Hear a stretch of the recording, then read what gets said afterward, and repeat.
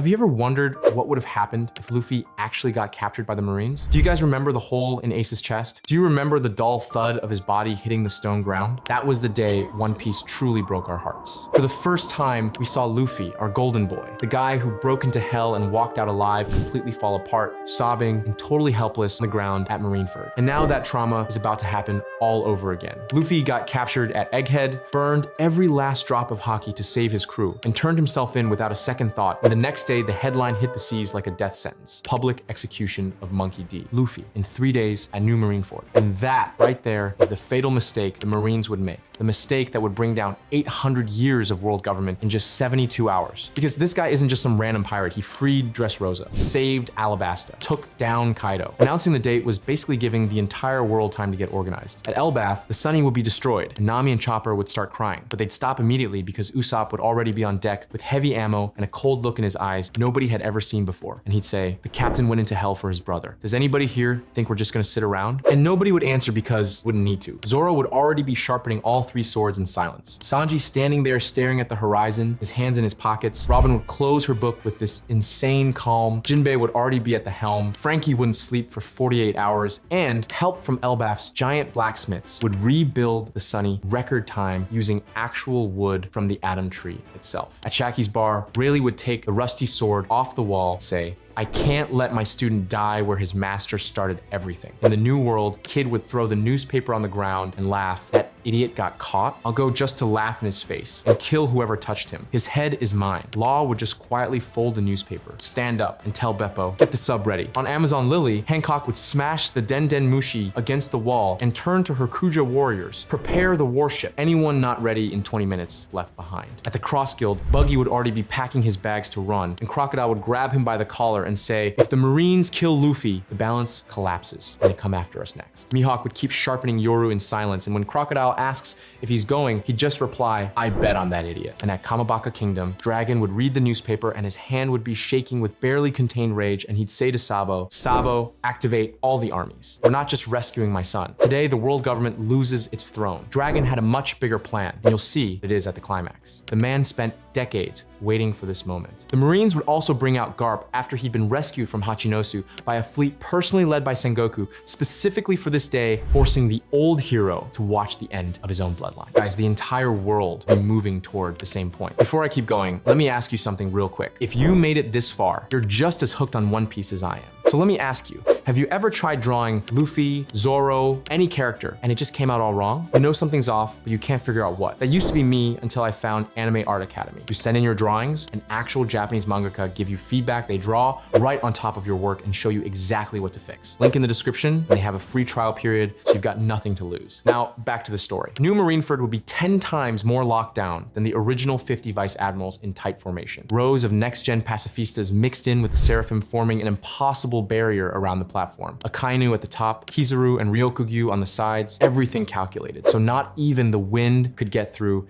and Garp standing with the Marines like he always had. Luffy would be chained up with Sea Stone on the platform, and even chained, even exhausted, Luffy would still be Luffy. Hey, I'm hungry, is this gonna take long? And Akainu would just absolutely lose it. Scream, your end is today. Ordering the executioners to get ready, the swords rising for the execution, and the sky changing color. It wouldn't be a fleet on the horizon, it would be the Thousand Sunny tearing right through the Marine ship line with a coup de burst and dropping into the center of the battlefield like a wooden meteor. The Straw Hats arrived the way they always do, no permission asked, everyone already in their role before the ship even stopped moving. The Marines wouldn't be expecting that. They'd be expecting a fleet. They'd be expecting numbers, not 8 people shredding the most expensive defense line in world government history. Akainu steps forward, staring down the Straw Hats with pure contempt, says, look at you. This is your army? 8 rats trying to bring down a mountain? And the response is instant from the horizon. Something would come that covers the entire ocean. Dozens of ships of every shape and size. The Straw Hat Grand Fleet arriving. Cavendish out front with Durandal. Bartolomeo screaming Luffy's name with tears streaming down his face. Ideo, Hadrudin, or Lumbus all charging in together. And before Akainu could even process that, the sky over New Marineford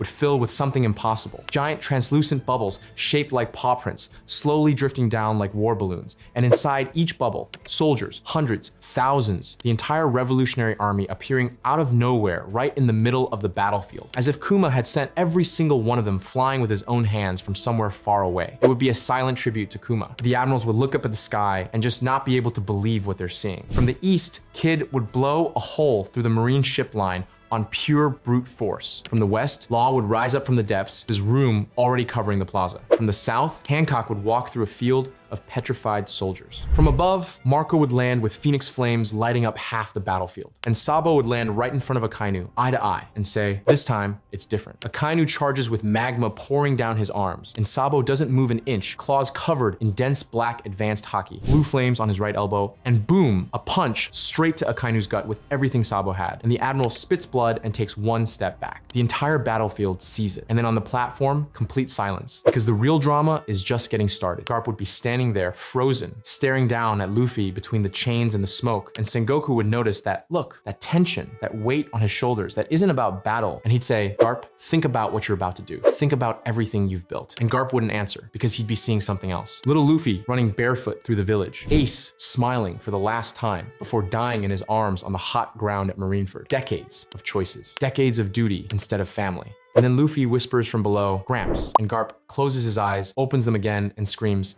I am not letting this day happen again. And Garp's haki explodes outward like a seismic wave. Marines around him drop to their knees, and the hero of the Marines switches sides. Galaxy impact point blank into the entire execution platform, and the structure collapses with a crash that makes the ocean shake. The hero of the Marines just betrayed the Navy for his family. Sengoku grabs his head with both hands. Akainu freezes mid-fight with Sabo. Pirates, Marines, revolutionaries, everyone stops for a moment. But then one of the Holy Knights, who was there to guarantee the execution, Shamrock charges through the smoke, fast and lethal, heading straight for Luffy, still falling through the wreckage of the destroyed platform, defenseless, cuffed, running on empty. And then Shanks appears between them in a split second, and the clash of their two blades creates a haki shockwave so dense nobody can get close. The air around them vibrates, the ground cracks in a perfect circle beneath their feet, and nobody can see clearly what's happening, and right beside Shanks appears Rayleigh, sword already drawn, saying to Shamrock, I trained him. You're gonna have to get through both of us first. And while the two of them hold the Holy Knight back, Shanks, with pinpoint precision, tosses the key toward Luffy, still falling, click the cuffs, drop with a metallic sound. Shamrock realizes what just happened and tries to reach Luffy in time.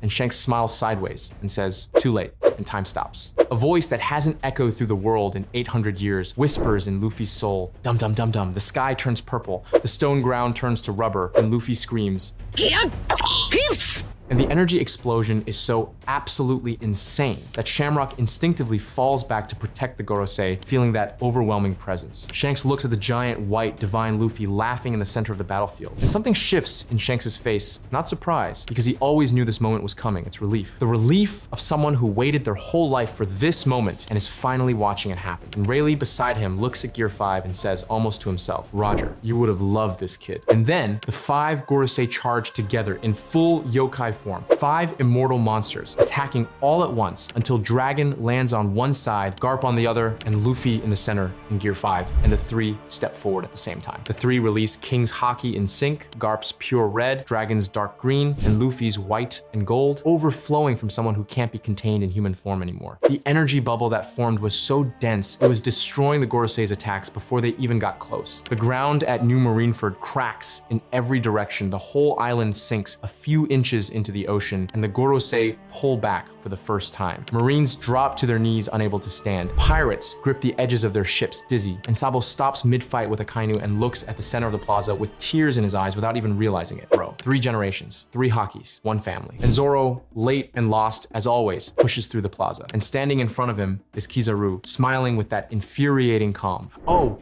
it's been a while.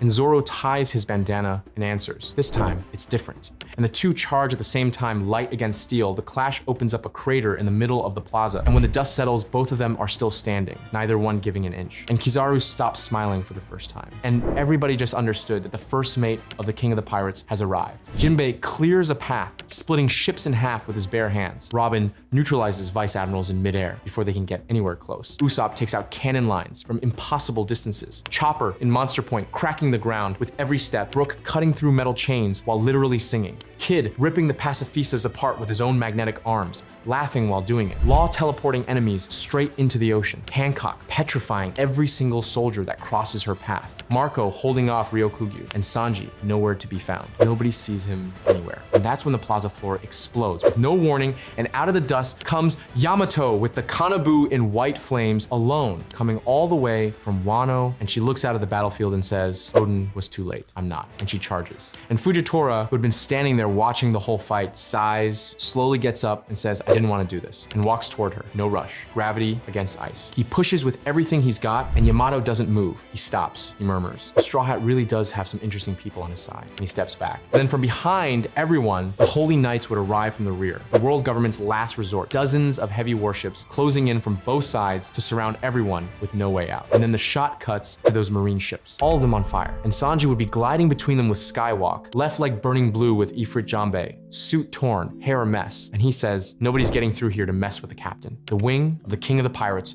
holding the rear entrance alone, stopping every single reinforcement from getting through. And in the middle of the smoke, Zoro and Jinbei carry Luffy by the arms onto the Sunny, him laughing the whole time, and the ship tears through the ocean and blasts out of New Marineford. The war would be over. The truth about the Gorosei broadcast live to the entire world through Frankie's Den Den Mushi at Dragon's request. Absolute justice would die that day. The balance of power the world government held for 800 years gone. And Shanks walks up to Luffy, slumped on the ground, still laughing, and gently places the straw hat on his chest and says, it's not over yet. The king still has to make it to the final island. And bro, what would be remembered from that day isn't Gear 5. It's not any move, any technique. It's the fact that one single man moved the entire world without asking for anything, without even realizing it. Pirates, revolutionaries, emperors, legends, and even his own grandfather, all of them showed up on their own. And that's exactly what the world government never understood and could never kill. Monkey D, Luffy, alive only, 5,656,000,000 berries.